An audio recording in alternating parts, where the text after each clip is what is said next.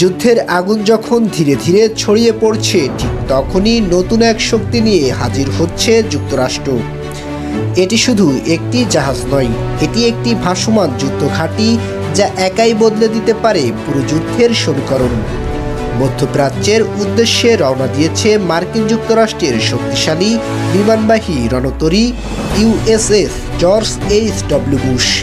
প্রায় ৮০টিরও বেশি যুদ্ধবিমান বহনে সক্ষম এই রণতরীটি এখন যাচ্ছে ইউএস সেন্ট্রাল কমান্ডের আওতায়।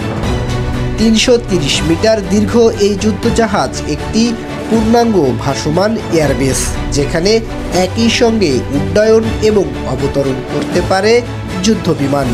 রয়েছে অত্যাধুনিক রাডার, মিসাইল প্রতিরক্ষা ব্যবস্থা আর পারমাণবিক শক্তিচালিত ইঞ্জিন। কিন্তু শুধু এই রণতরী নয়, এর সঙ্গে রয়েছে ডেস্ট্রয়ার, ক্রুজার এবং সাবমেরিন, সব মিলিয়ে একটি সম্পূর্ণ যুদ্ধ ইউনিট। এর আগেই এই অঞ্চলে অবস্থান করছে ইউএসএস আব্রাহাম লিঙ্কন এবং বিশ্বের অন্যতম বৃহৎ যুদ্ধজাহাজ ইউএসএস জেরাল্ড আর. ফোর্ড। এখন নতুন এই শক্তি যুক্ত হলে মধ্যপ্রাচ্যে যুক্তরাষ্ট্রের উপস্থিতি পৌঁছাতে পারে সর্বোচ্চ পর্যায়ে। একই সঙ্গে রওনা দিয়েছে guided missile destroyer USS Donald Cook, USS Mason এবং আরও একটি জাহাজ ইউএসএস রোস, যার গন্তব্য এখনও রহস্য।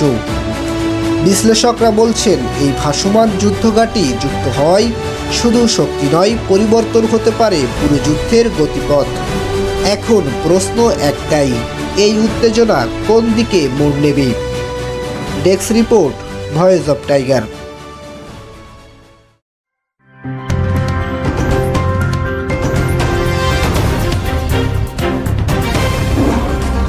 Voice of Tiger.